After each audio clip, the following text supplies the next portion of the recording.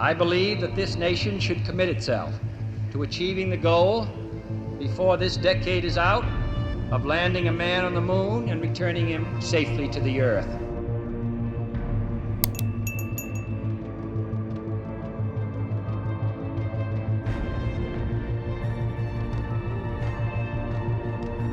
It's one small step for man, one giant leap for mankind.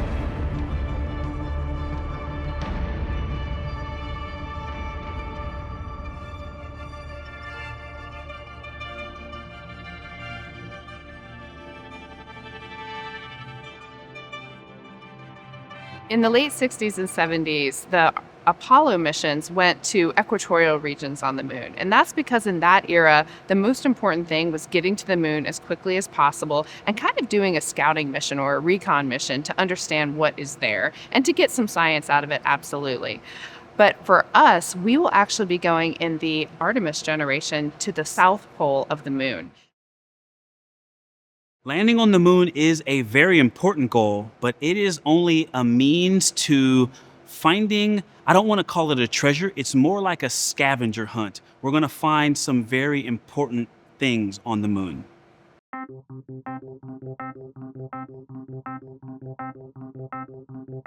So we're in northern Arizona in the beautiful San Francisco volcanic field that you see behind me. It's a beautiful place out here in the northern Arizona desert. And we're out here at the joint testing, out here at a test called Jet 5.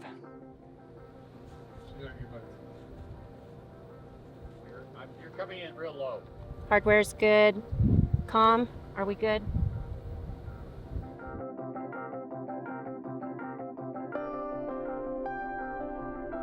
I've had the unique opportunity to be in a number of different spacesuits and help train, from that aspect of like, this is what we can do, this is what I would want to do as a geologist, and now I'm in a spacesuit, and how do I help the suit and the tools get the job done that we need to for science?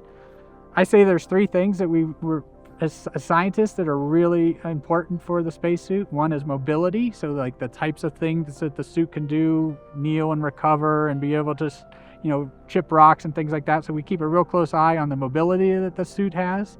Also the visibility that the suit has. So making those observations that I talked about, being able to observe, see out the bubble, but also the lights that are on the suit, be able to see in the types of environment we expect on the moon.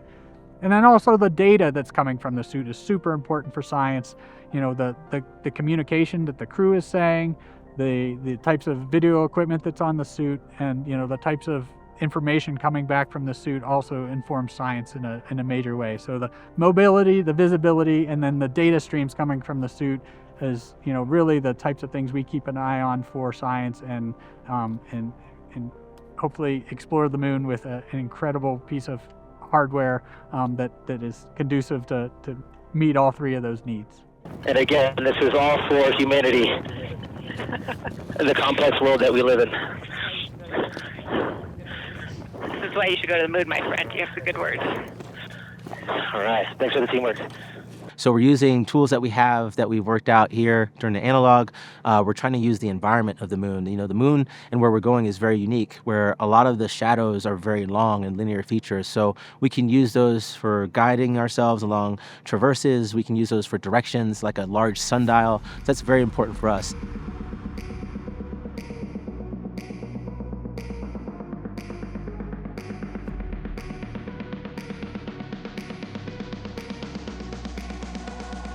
When I think about walking on the moon, it's not the emotional, don't get me wrong, that is a dream. I would love to walk and work on the surface of the moon.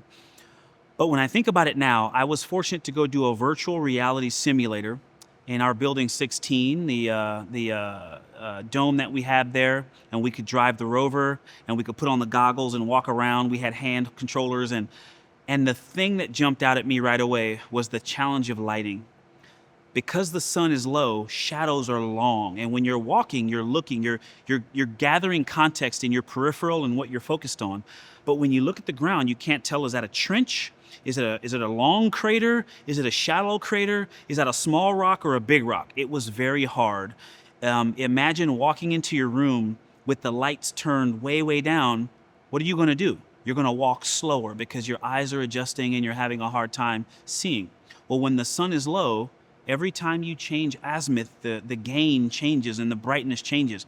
And so it's going to be a very challenging place to live. And that's where the astronauts are going to live for 6.5 days, for a week.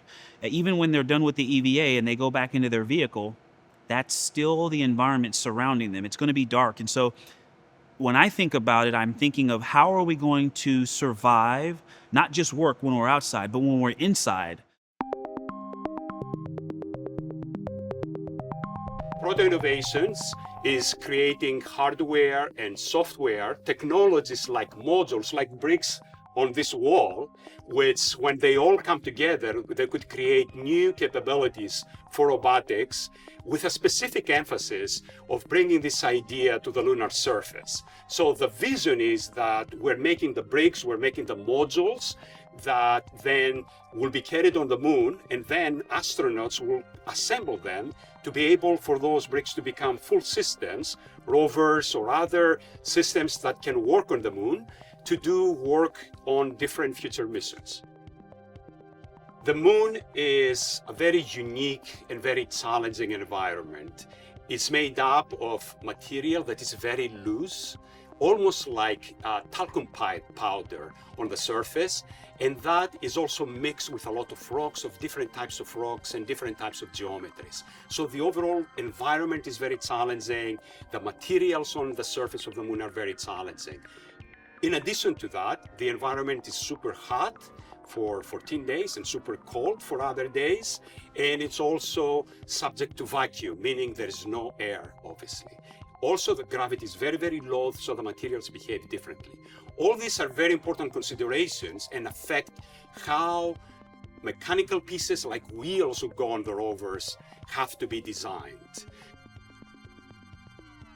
We are designing wheels in a different way, and what we do is, first of all, we make sure that the material we use for the wheel is appropriate and could survive on the lunar surface. In this case, this is an aluminum alloy, a very light material, so this has to be very light, but also this material can take the heat and the cold on the moon, and it will also remain and be stable. It won't break up, it won't fall apart because of the vacuum.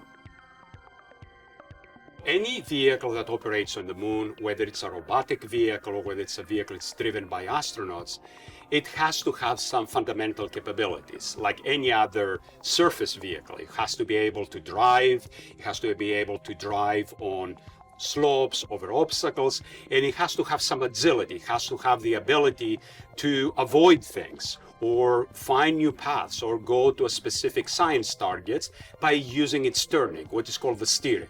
While it's doing all these things, it also has to have the ability to follow the terrain as closely as possible, the same way that a vehicle on Earth actually has to follow the road. And so it has to have what is called suspension, some characteristics that allow it basically to have all its wheels on the ground all the time and follow the terrain in a smooth and productive way. We're at the Johnson Space Center in the Systems Engineering Simulator. So here we support Artemis lighting and navigation studies.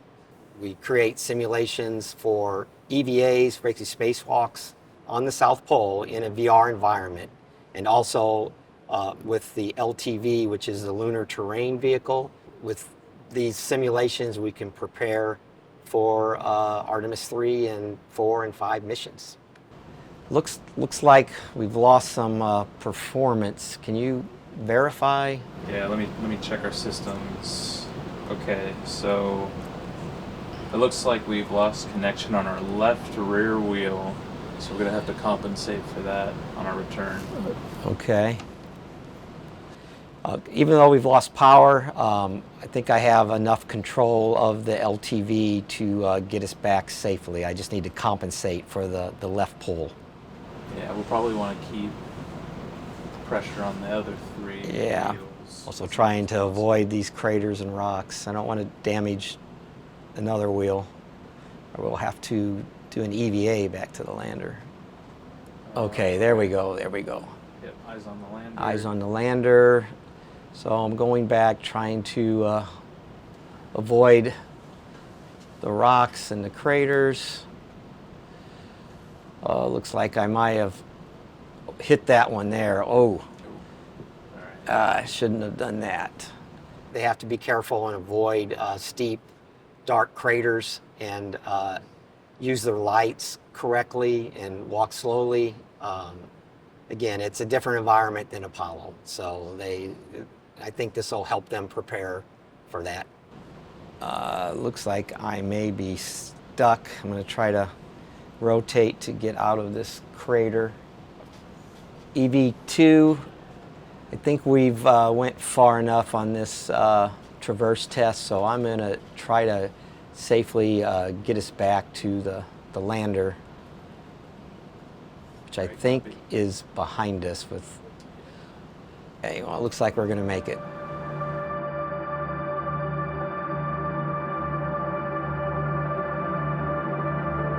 Welcome to the home of Orion. This is where we do all of our crew training coming up for the Artemis 2 mission. So what you see behind me is a full-scale mock-up, high-fidelity mock-up of the Orion crew module. So the Orion spacecraft is made up of 3 pieces. There's a service module, a crew module, and a launch abort system. So what you're seeing here is actually the crew module. This is where the 4 crew members on Artemis 2 will be living and working, eating, exercising, and doing all the things they'll be doing on their mission.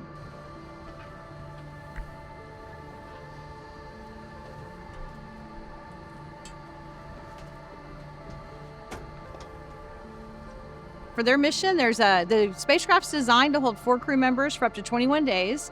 The actual Artemis 2 mission is a 10-day mission. We're checking out some new systems that we're flying for the first time. So on this spacecraft for Artemis 2 will be the first time we fly our environmental control and life support system. So we'll have the 4 crew members, and one of their big jobs while they're on board, they're living in this space, will be to check out the humidity control, the carbon dioxide control, the oxygen system, the temperature systems, and make sure that we are providing them a perfect home away from home on their way to the moon and back.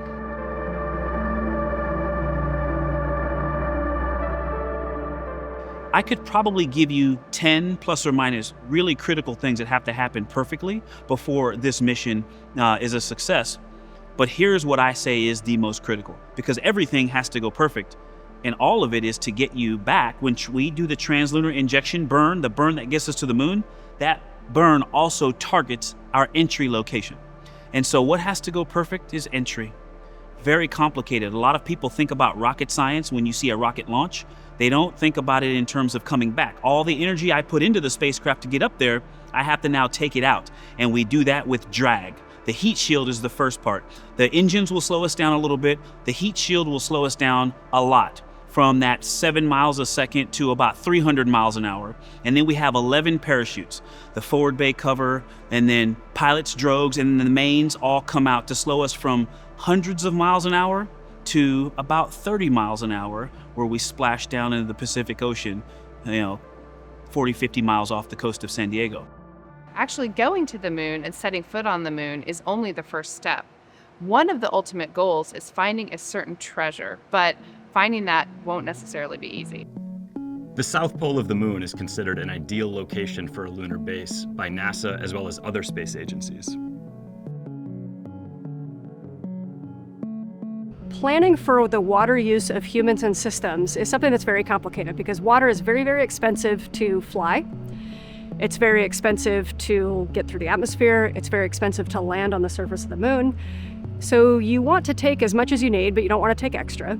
And our planners have to decide when it's appropriate to go regenerate, use water regeneration systems like we do on the space station. Those are heavy in and of themselves. They require resources.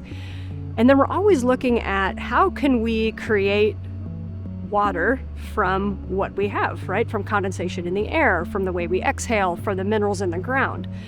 So one of the interesting things about the Artemis missions is that we're going to be landing on the south of the moon. We have access to the dark side of the moon, where there's evidence that there is ice that we could potentially use.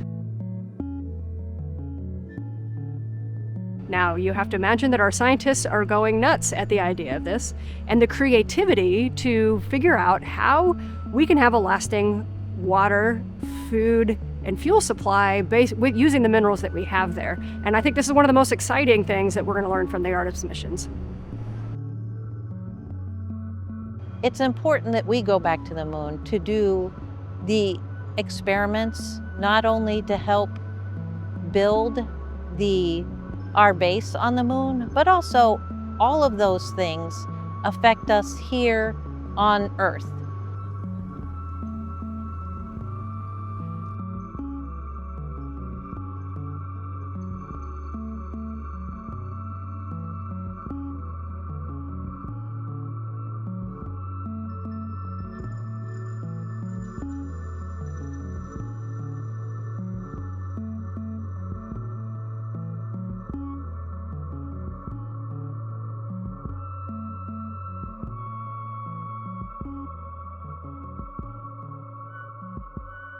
We are in the Vehicle Assembly Building at the Kennedy Space Center.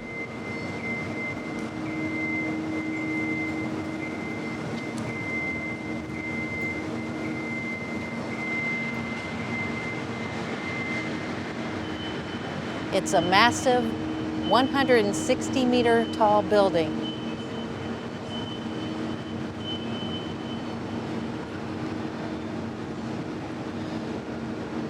That assembles rockets to go to the moon.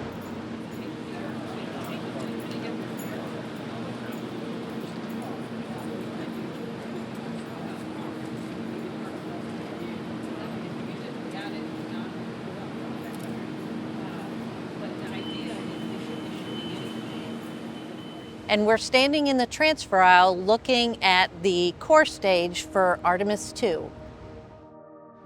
That will launch the rocket to orbit the moon with astronauts on board.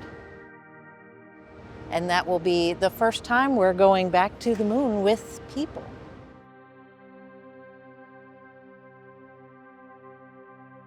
We're standing in front of crawler transporter number 2, and this is what NASA uses to transport Artemis vehicles from the vehicle assembly building out to the launch pad and back if we have to.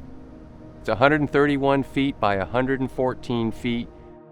We can move between 20 and 26 feet tall, and we weigh 6.65 million pounds. Earlier this year, we were granted an award by the Guinness Book of World Records as the heaviest self-powered vehicle in the world. This vehicle goes back to the original Apollo missions that took us to the moon the first time, and it's going to be the vehicle that takes Artemis to the launch pad to go back to the moon for the future. We've got a rocket that's going to weigh about 5.5 million pounds at liftoff, and it's going to produce 8.8 million pounds of thrust at sea level, and being able to contain and control that and get the things going the way you want them and not going the way you don't. Very complicated. So launch. And, going to low Earth orbit in about 10 minutes. All of those pieces have to work very efficiently. We've got 2 solid rocket boosters, the most powerful propulsion system humans have ever built. It's so powerful that if one lights and one doesn't, you're going a bad direction. So they have to light instantaneously and simultaneously. We developed these launch commit criteria for years, and there's over 1,000 of them. And we are constantly monitoring those requirements and our systems to ensure that we are meeting those requirements through the vast majority of launch countdown. And if any of those measurements, configurations were to go out of that requirement, we would not be able to launch that day.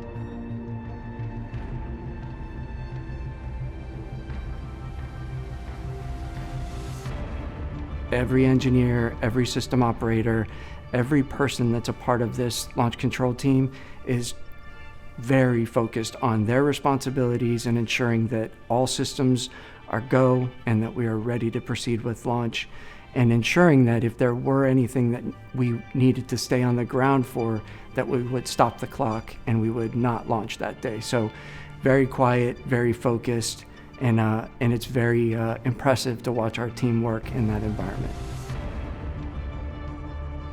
As we've seen, representation, the research shows us, really affects people's ability to dream anything that they can do. And I do hope that this will have that effect on people. When I was on the International Space Station, there were some milestones that were a part of my mission. And for me, the individual aspects of those were so much less important than the idea that we're celebrating that we live in a time where we've decided collectively that we will be more successful if we bring everyone's contributions to the table. If everyone who has a talent and a dream gets to work equally hard to achieve that dream. And to me, that fact, along with the representation of seeing it out there and seeing how much more successful we can be when we have that representation, does have the ability to impact exactly that. It has the ability to allow so many more people to visualize themselves in new and challenging roles, and then to fight for those roles and to work hard to achieve them.